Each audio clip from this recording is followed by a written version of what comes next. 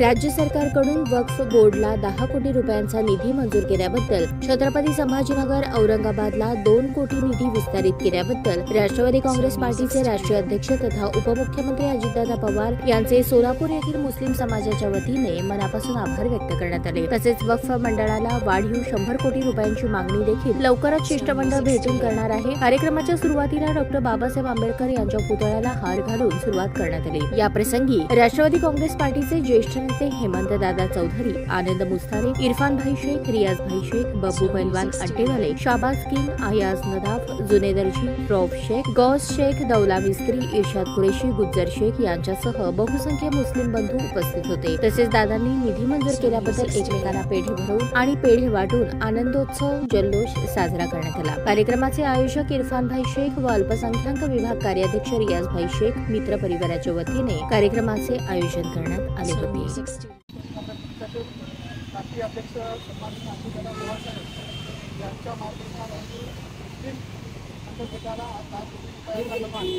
मंजूर करण्यात आला। त्यापैकी 2 कोटी रुपये लगेच वितरित करण्यात आले। त्याबद्दल सोलापूर शहर मुस्लिम समाज व अल्पसंख्याक विभागाच्या वतीने प्रथमतः मी दादांचं मनापासून अभिनंदन करतो।